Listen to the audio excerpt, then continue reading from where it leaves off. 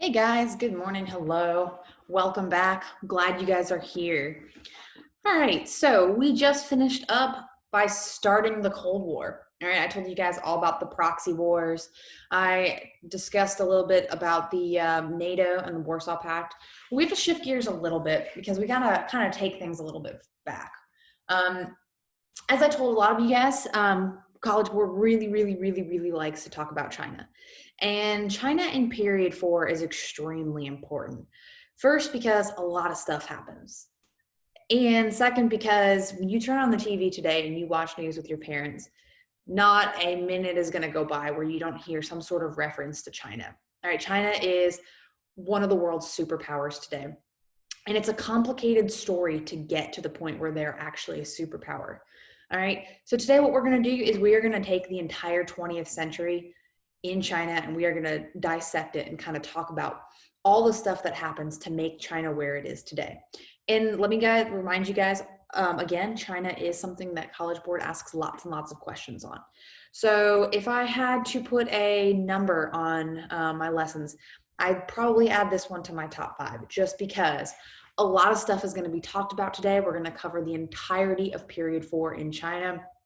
And it's going to be really helpful for you guys today when you hear about the news and you hear about all the stuff that's going on in China. So to start, let's talk about this guy on our screen right here. Okay. This guy is Mao Zedong. So he is, Chinese names are a little bit different than ours. So his last name is Mao and Zedong is his first name. But he is a very important figure. And he's also one of the top 3 butchers of the 20th century, alongside of Adolf Hitler and Joseph Stalin. And we'll talk about why in just a second. But you need to know who he is. You need to know his face. And we're going to talk a lot about him today. All right. Hopefully by the end of the lesson, I will have convinced all of you that he is a critical 20th century figure, and he is critical to understanding how China became the way it is today, okay? So let's talk about China. All right, so we are still in period 4. We're still in unit 8. All right, we're still talking about the Cold War. Okay, we're actually going to go back a little bit to unit 7 in this one. So we're actually going to talk a little bit about World War II. But again, we're going to bounce all over the place because we have got a lot of stuff to talk about. So today is our Communist China Day. And as usual, guys, if you're missing class and you're tuning in now, please shoot me an email, okay? I want to make sure that you get the in-class work because this is an important one. So, context, guys. I know I give you guys lots and lots of context, and I know some of you immediately tone out, but again, China is really important. We've spent a lot of time in this class talking about China, so I want to make sure you guys know all about it. So period 1, okay, 1200 to 1450, the Song Dynasty. All right, China is the most important place in the world in period 1, okay? And that changes very quickly to the point that in period 3, China is basically a lapdog for the imperial empires of Europe. All right, but in period 1, we have the Song Dynasty, very powerful empire, and they are powerful because of their trade on the Silk Road. So we said China's pretty much always famous for porcelain and silk, as well as the high food production. And so remember, high food production means high populations. That all changes in period 2. Okay, the Song Dynasty gets overthrown, so they lose the mandate of heaven and they're replaced by the Ming. The Ming also get overthrown and they're replaced by the Qing.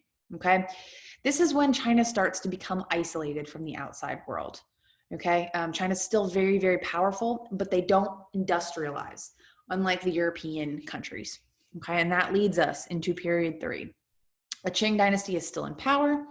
All right, they still so-called have the mandate of heaven, but they have not industrialized, and so China's going to undergo a series of horrifying conflicts, starting with the Opium Wars. Okay, you guys know what that is? That's followed by the self-strengthening movement and the Taiping Rebellion, and later what we'll talk about today, the Chinese Civil War, okay? But period 3 is going to end with China being imperialized into spheres of influence under those European empires and Japan, okay? So lots and lots of stuff going on in China, and you can probably see that because of period 3, China's a little skeptical of the rest of the world. Who would blame them, okay? So in 1911, the Qing dynasty will fall, okay? Now, between 1927 and 1949, China is going to fight something called the Chinese Civil War. It's not as deadly as the Taiping Rebellion was, or it's not as deadly as the Russian Civil War is, but it's still pretty deadly. And the things you need to understand about it is that it's fought between two camps. All right, the first one are the so-called nationalists. All right, these nationalists are led by a guy named Chiang Kai-shek. All right. Now, he's supposedly this great liberal reformer. He takes over after the Qing dynasty falls and is trying to lead China into the 21st or the 20th century. All right. And on the other side of this Chinese Civil War is the Communist Party, and they're led by a man named Mao Zedong. All right. So who I started this lesson with. Now, basically, the nationalists have complete control of China, especially by 1937. The nationalists are also an ally of the United States.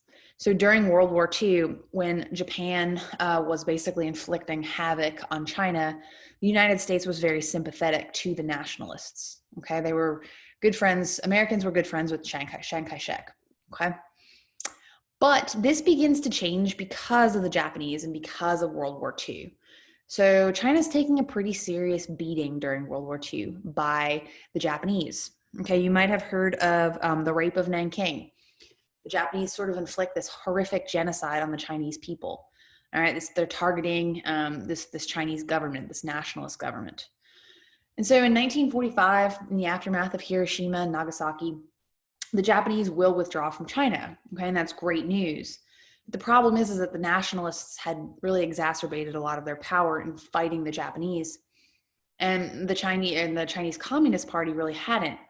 While the communists did fight against the Japanese, they were still in better shape than the nationalists. And so by 1949, what ends up happening is that the Chinese Communist Party is able to drive out the nationalists. Okay, so even today, in 2021, there are two Chinas. All right, we have what we would call mainland China, which is communist China, and then we also have Taiwan. And so you guys maybe have heard, oh, let me go back to this in a second. Where's my slide? Let me show you the difference here. So you have mainland China. So this is run by the Chinese Communist Party. And in 1949, when they drive out the Nationalist Party, the entire Nationalist Party flees to modern day Taiwan. Okay, and that's where it is today.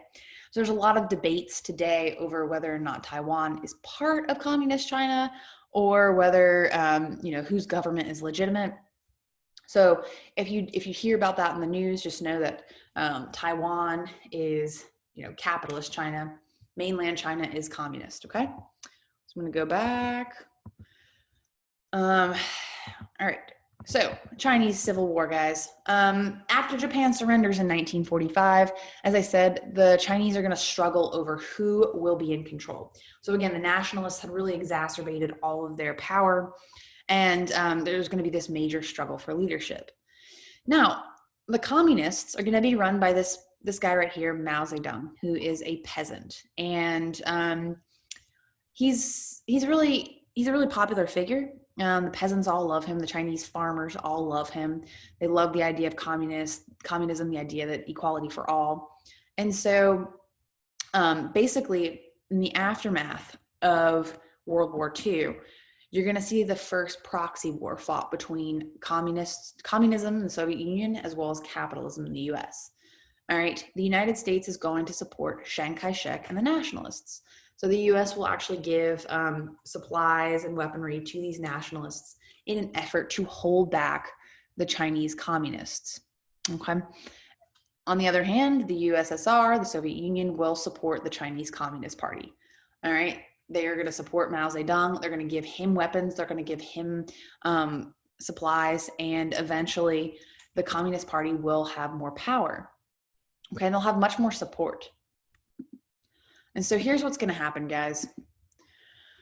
First of all, China always has a really high population. As we said, even in period one, because of that invention of champa rice, huge amounts of populations are able to be fed. So China will have a huge, huge population. And despite all the turmoil, the Opium Wars, the Taiping Rebellion, the self-strengthening movement, China will still have a really, really huge population. The problem is, guys, is that because China is not industrialized, much of the Chinese people will be incredibly poor, and they'll still be peasants. All right, they'll still be peasants working on the farms for other people. And these peasants are going to be drawn to the tenets of communism, especially the communism that Mao Zedong preaches. So Mao Zedong is kind of like a true believer of communism, right? He's very, very similar to Vladimir Lenin. He's very, very similar to Karl Marx, all right? Not so much Stalin yet, all right, but he promises that if communism ever gets to take over China, that the land is going to be redistributed. All right, so instead of it being owned by the wealthy, it's going to be redistributed to all of the peasants. All right, he also offers food, all right, the opportunity for families to finally be able to feed their kids, and of course, equality amongst all right, the tenets of communism. So he's very, very similar to what Vladimir Lenin is promising the Russians during the Russian Revolution. And so obviously all of these peasants, the vast majority of the Chinese population, are going to hear Mao Zedong and they're going to like what they hear. And they're going to support communism. Meanwhile, on the other side, the nationalists, sure, capitalism's great, but they didn't fight off the Japanese. And meanwhile, Mao is offering to redistribute all the land. So of course, communism is going to sound great. All right. Now, because the peasants are generally all in favor of communism, Mao is going to win in 1949. And as I said, the first thing that happens is that the Nationalist Party is going to retreat to modern-day Taiwan. What does this all mean? Well, China is now the second successful communist regime in history, of course, behind the Soviet Union. And very similar to what happens in the Soviet Union with, Lenin's economic policy kind of falling off the wayside in favor of Stalin's. What you're going to start to see is that Mao realizes that the only way for China to be a successful communist regime is one in which he is in charge as an authoritarian, making all the decisions and forcing people to do work. Okay. Now, before I move on to the next slide, I do want to draw your attention to this propaganda poster. So first of all, just like the USSR, you see a lot of propaganda, but I love this one. I think this is a really fantastic propaganda poster. All right, it's a Chinese communist poster. And basically in this, which I hope you will see again, you'll see it if you look in my classroom, is Mao Zedong, and he is basically drawing himself up as one of those great communist leaders in this long line of brilliant communists. All right, so you have Karl Marx, you have Vladimir Lenin, you have Joseph Stalin, and now you have Mao Zedong. All right, so Mao Zedong is calling himself, this really, really important communist leader in this long line of communism. So yes, second successful communist revolt in history. Let's go. All right. Okay, so what is communist China all about? Well, first things first, as you can probably tell from that poster, the Chinese Communist Party is largely going to follow the Soviet Union. Initially, they're going to be a very, very close ally of the Soviet Union, but I want to emphasize initially. All right, the Soviet Union will change some policies and will anger China, and so later on, these two are going to break apart. Okay. As I said here, later on, especially after Stalin dies. Remember, Stalin's authoritarian, Mao is authoritarian. And so when Stalin dies and he's replaced by a more progressive figure, the Chinese Communist Party will eventually break away from the Soviet Union, okay? We'll talk about what that means later on though. But as I said, guys, Mao Zedong is a true believer, okay? What is a true believer? Well, he's a fervent communist. He picks up Karl Marx, the Communist Manifesto, and he reads it verbatim, straight out, and he thinks it is law. All right. So he basically thinks that the only way to truly have a successful communist utopia is to follow Marx's policies. Okay. Which would be great, except that Karl Marx's communism really isn't going to be able to work on this population of millions and millions and almost a billion people. But because of the way that he saw this party's egalitarian beliefs, all right, so every peasant and every wealthy man should be equal in China, he really, really doubles down on this communist stuff, okay? And what he does, very similar to what Lenin and Stalin do with the new economic policy and then the 5-year plans, is Mao actually goes ahead and starts a program in the 1950s throughout the 1960s called the Great Leap Forward, okay? Please write this down, guys. The Great Leap Forward is important, and it in many ways is a terrible name because if anything, it should be the Great Sweltering Disaster, not the Great Leap Forward, okay? But before we get to the Great Leap Forward, last class during the Cold War, I told you guys a little bit about what is going on in the Korean War. All right, we said that North Korea goes ahead and tries to reunite North and South Korea under this communist banner. But NATO, led by the Americans, come in and kind of push communist North Korea back up into North Korea and later close to the Chinese border. Well, turns out Mao is a little nervous. All right, he sees NATO and these capitalist countries pushing communist North Korea further north, and he doesn't like the idea of North Korea actually potentially being capitalist. So what he does is he sends millions and millions of soldiers, Chinese soldiers, to push back NATO, okay? And so basically what Mao is going to do is he is going to save North Korea. It's not because he likes North Korea, but he does not want capitalism on the border like that, all right? The fact is these men that he sends in, well, China is not really industrialized at this point, so he's sending millions of Chinese soldiers, and he's sending a lot of them without weapons. All right, so these Chinese soldiers are going to push back American and NATO troops, but they're going to do it without weapons, which is also going to lead to basically the mass slaughter of these Chinese troops. All right, in this war that doesn't even end. Remember, we said it's signed an armistice. It's still technically still fighting.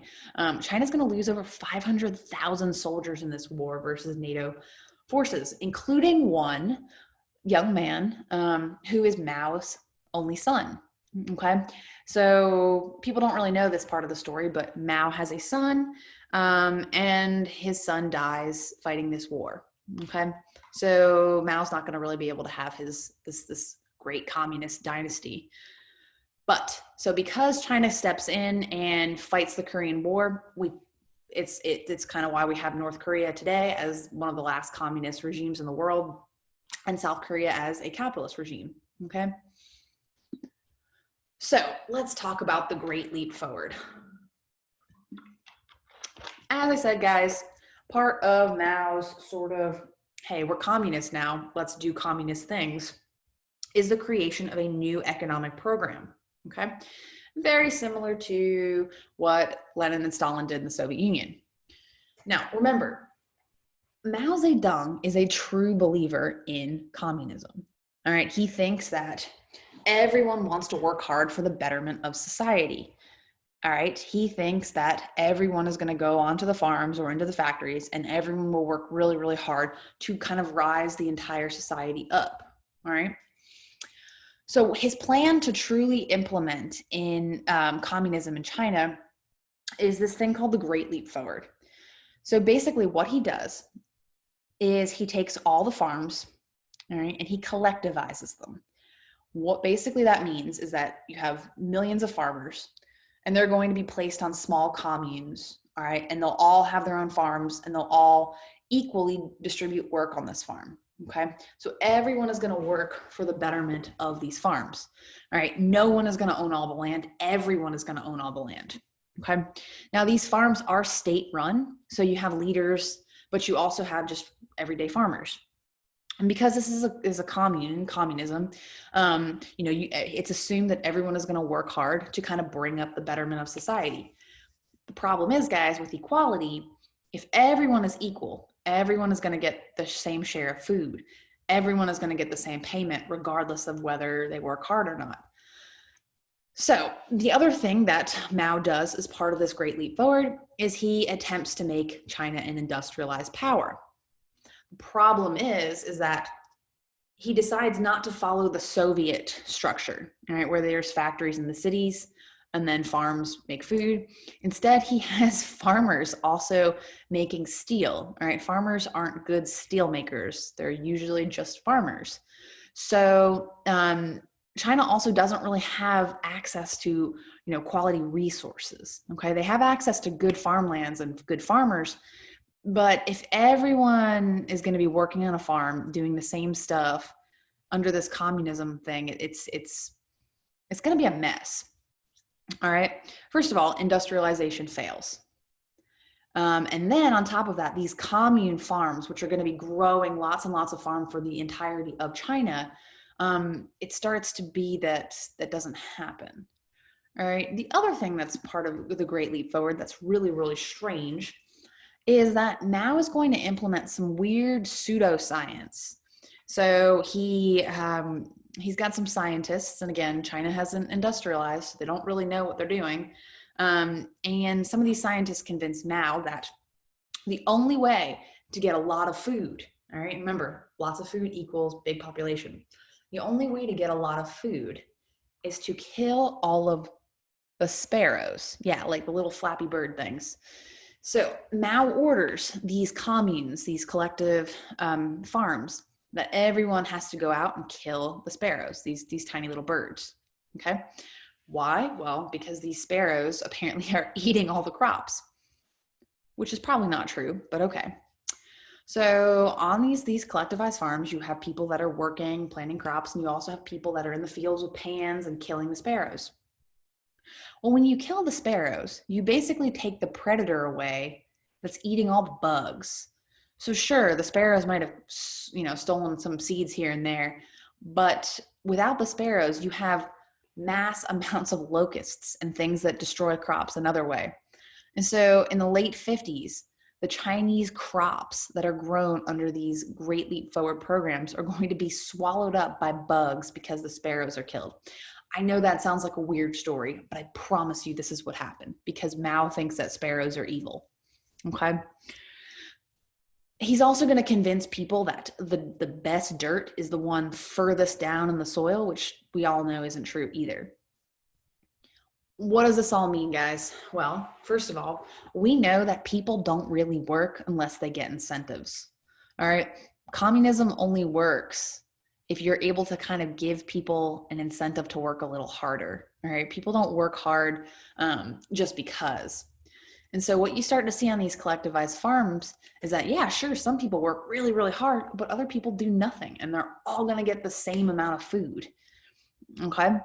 And on top of this, you have these stupid pseudoscience ideas from these weird Chinese scholars that are telling people to kill the birds. And turns out it's a disaster.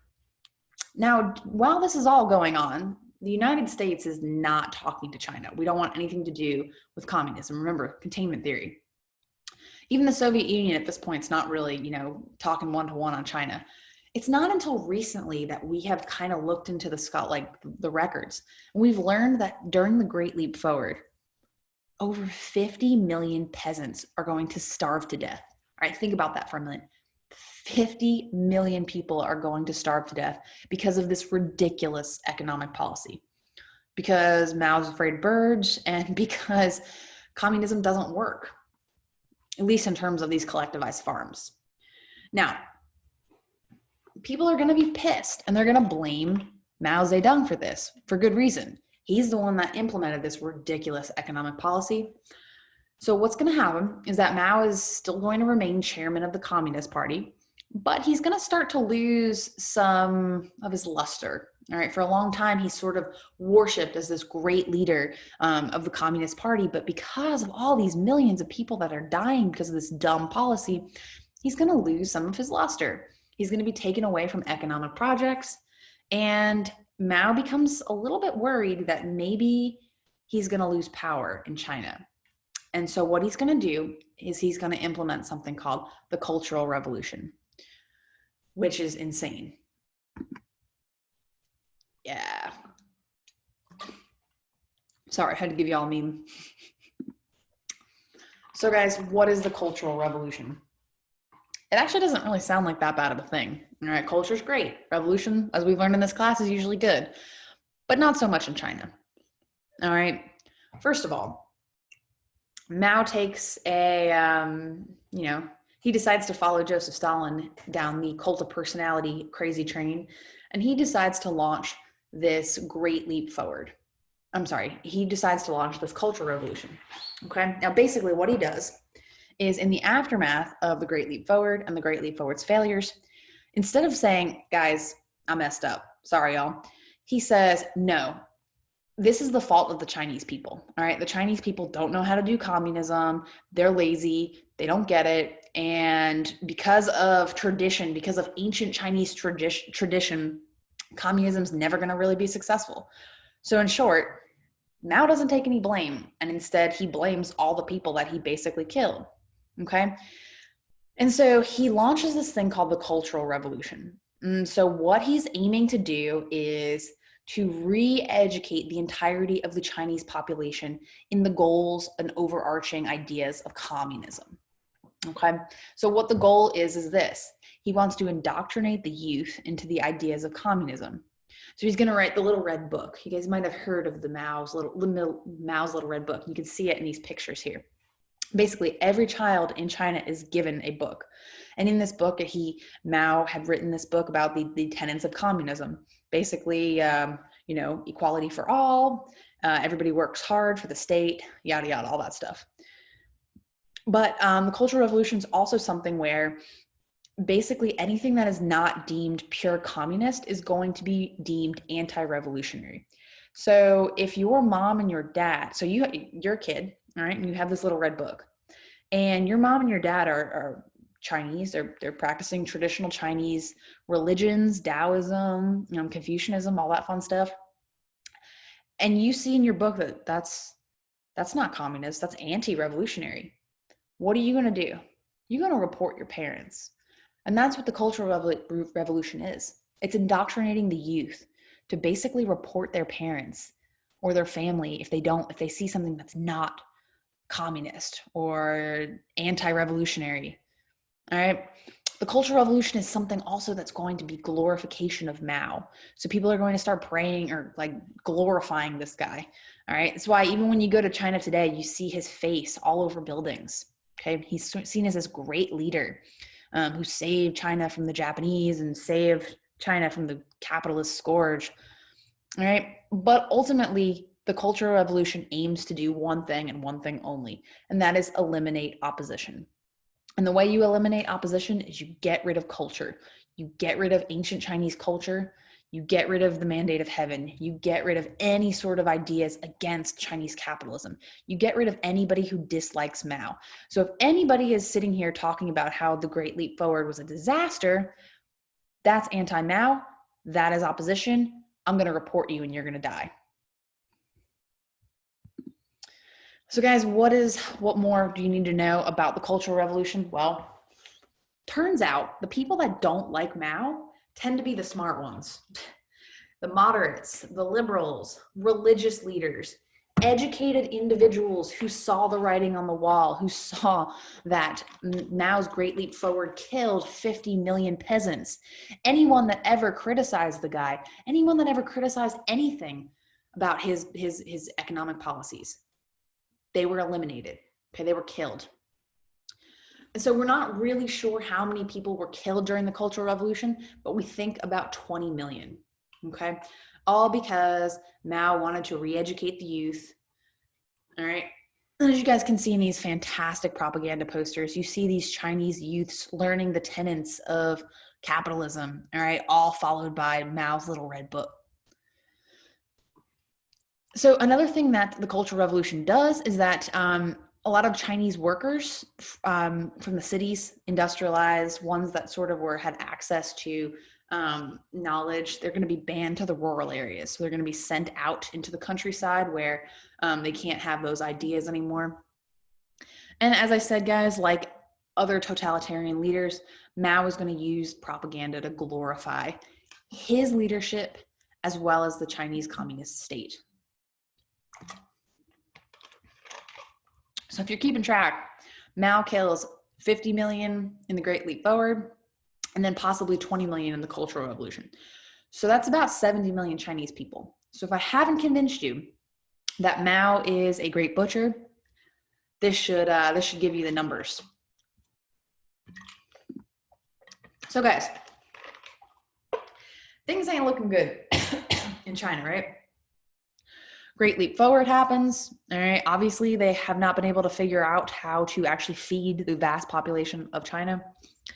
Cultural Revolution happens, so the smart people, the liberals, the educated college, just anybody who's just speaks out against the ridiculousness of Mao Zedong, killed off. And on top of that, guys,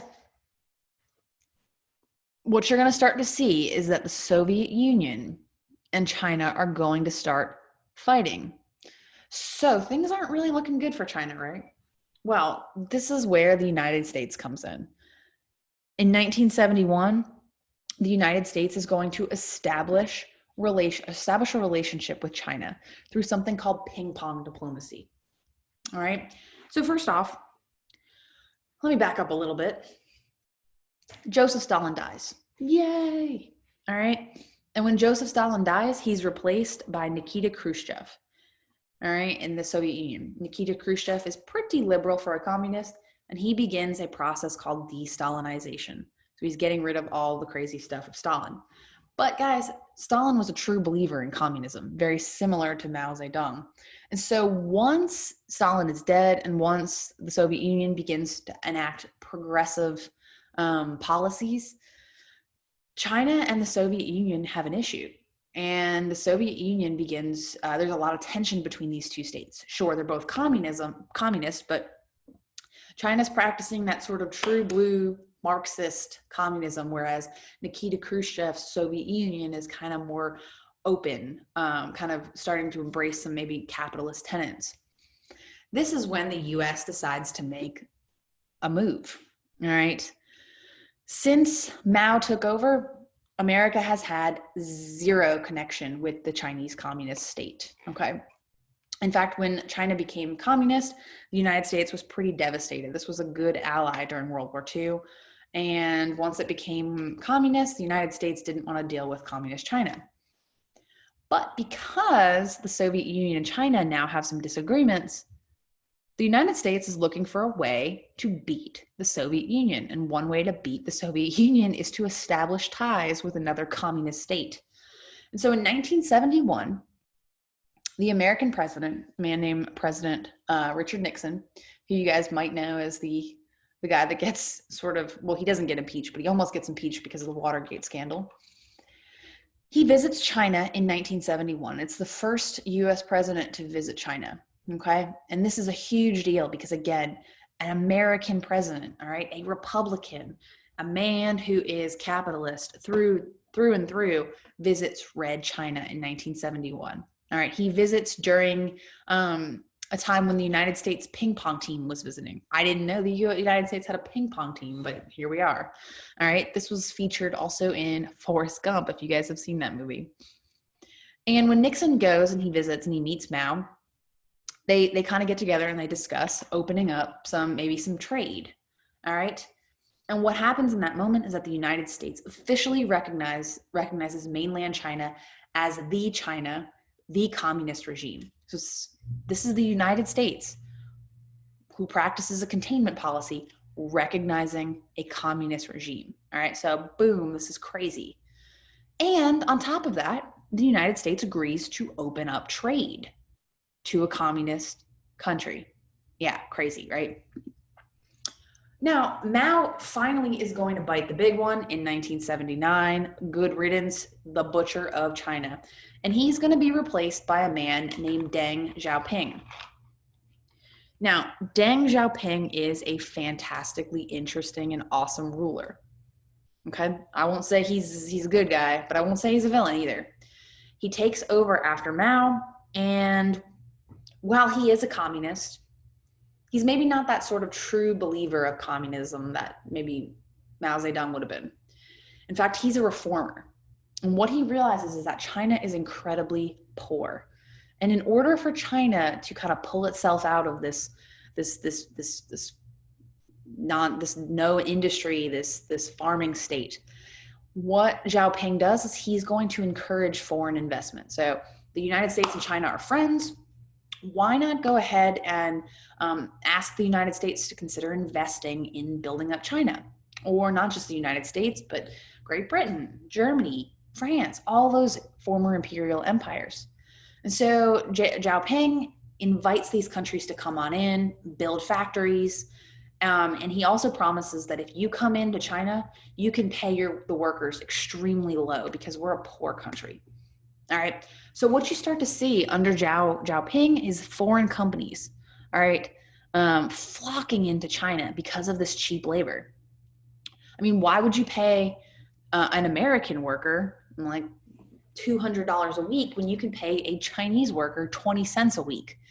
Obviously, these companies are going to flock into China.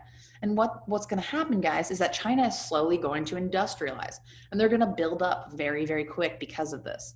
So Xiaoping is going to promote this free market and trade. So again, hey, Apple, you come in and you build your iPods here, right? You pay your workers next to nothing, and then you can sell your stuff, for high prices at other places. And basically you're going to make all the money, but you have to build up China in the process. So Deng Xiaoping is kind of the guy that figured this out, and he realized that all that foreign investment is going to be good for China. Okay. So this puts China on that pathway to finally becoming an industrial power. I feel like we've been waiting for this moment for so long. All right. I know a lot of you guys were asking me during the Opium War stuff, like, why doesn't China just industrialize? Oh my God. Well, here we are. They figure it out.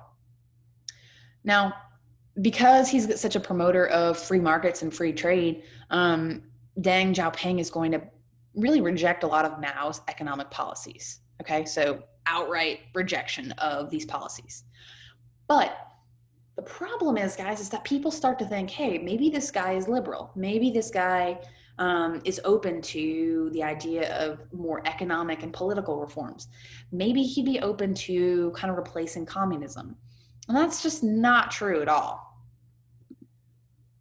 So many of you guys have probably seen this picture before. It's a really, really stunning photo. Right, Tank Man, a Chinese peasant standing in the way of the Communist Party tanks. This guy right here is one of those reformers that hopes that Deng Xiaoping would be willing to open up China to more economic and political reforms, and unfortunately, he's wrong. So in 1989, guys, the Tiananmen Square massacre occurs. Now, because Deng is he seems like this guy that might actually be willing to open up China, all right, economically, politically, kind of break down this communism that hasn't always worked. A bunch of liberal reformers, especially college students, launch a movement for political and social liberalization. Okay, so in 1989, these groups of people come together in Tiananmen Square. So Tiananmen Square is in modern-day Beijing, which is the capital of China. It's a beautiful area. It's right where the embalmed communist body of Mao is laying, but it's also right across the street from the Forbidden City. So it's a cool place. So millions of students and activists are going to attend this rally. Okay, and they're going to, really, really be protesting and asking for this Chinese communist government to start giving some more political and liberal reforms. But Deng is not going to bite this one. All right, and instead he's going to send the communist army to attack the protesters, which is what you see in the Tank Man photo. Thousands are going to be killed. We don't actually know for sure that number that will be killed. But basically this protest ends in a failure. All right, the repressive government still is in place. All right, and even to this day, some of those protesters who were imprisoned are still in jail. Now I want to tell you guys, in 2014, I actually got to go to China, get to spend a month there. It was great. But there's a lot of repressive government policies, right? Including one where they have blocked Google, they blocked Facebook. So I remember when I was standing in Tiananmen Square on my phone, I typed into Yahoo because it was the only search engine that I could get onto, and I typed Tiananmen Square. And Tiananmen Square is actually blocked, even though it's the name of a place in China, but it's completely blocked in China. And when you go into this area, The Chinese guides will tell you, don't talk about the protests. You don't want to hear government spies. You don't want to attract any attention to you. So this is still something that this is such a painful moment in Chinese history. The moment when we might have finally gotten rid of this communist scourge, but instead a massacre occurs. But this all being said, guys, modern China is a fascinating place. I love this picture. This is Shanghai. It's the second biggest city in China. In 1999, this is what it looked like. Just 20 years later, this is what it looks like. All right. It's now the second largest economy in the world, and you can thank Deng Xiaoping for that. All right. Opening up China to foreign investment. It's growing every year. All right. It will surely surpass the United States as the most powerful economy in the world. Okay. It's constantly growing, constantly attracting more and more foreign investment. And yes, the government continues to be repressive. All right. The Chinese people do not have free speech. There's no political opposition. So currently the leader, what is his name? I can't remember the name of the current Chinese leader. He has no political opposition because they're killed. They vanish. Another thing is, guys, you guys probably remember that communism means no religion. Religion is not a part of communism. Remember, equality for all, including no religion. So modern China is not religious at all. And today they've got 1.7 billion people. Okay.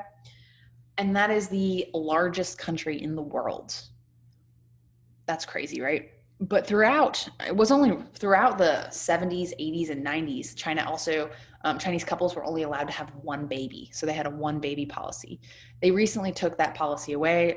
Couples can now have two babies, but that policy was implemented because the population was just, it was like exploding. So in China, you have these modern wealthy cities: Beijing, Shanghai, Xi'an, Hong Kong, Guangzhou, beautiful, beautiful places. But you also have vast amounts of the Chinese people living in poverty. So 500 million people in China still live on less than $5 a day. We have high amounts of poverty here in the United States, but nothing at that level. It's just very strange to see because, this is a country that claims to be communist, and communism means equality for all. And yet you have people who are so wealthy, so loaded with money, and then you have people that are still extremely poor. Okay. And one thing I wanted to leave you guys is that today in China, we are also overseeing a genocide.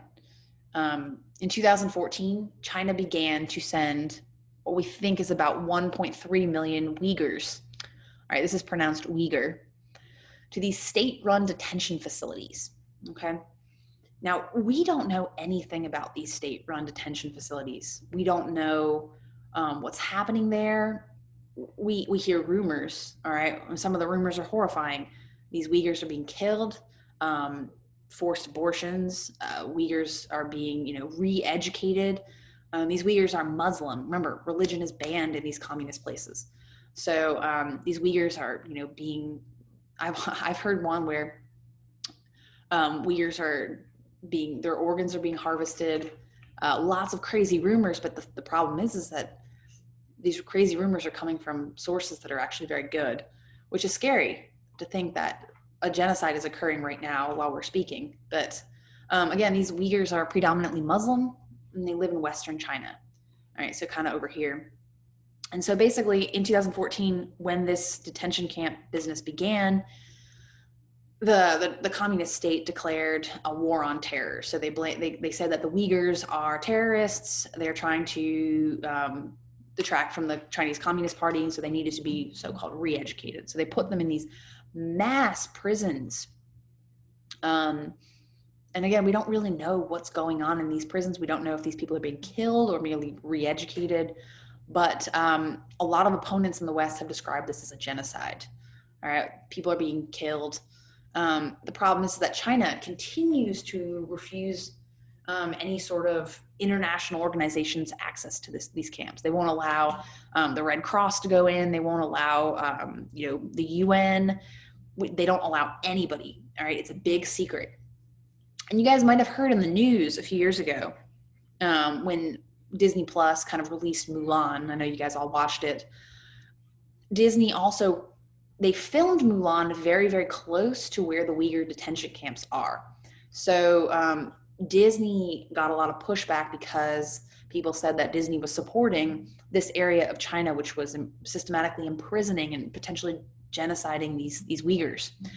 And so, it's good to know that, it's something that's in the news even today. And again, we still don't really know what's going on, but it's something that you might be asked questions about on the AP exam. And it's good to know just because, again, this is on the news every night. But all right, guys. So estimations of death. All right, you don't have to write this down, but I did want to give you guys kind of a running total of the thousands of millions that have been killed since Mao became the authoritarian. All right.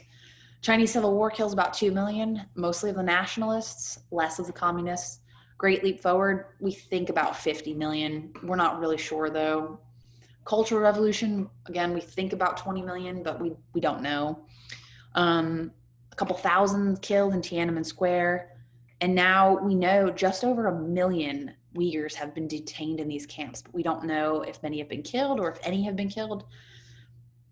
Long story short, 20th century China, not a great place. All right.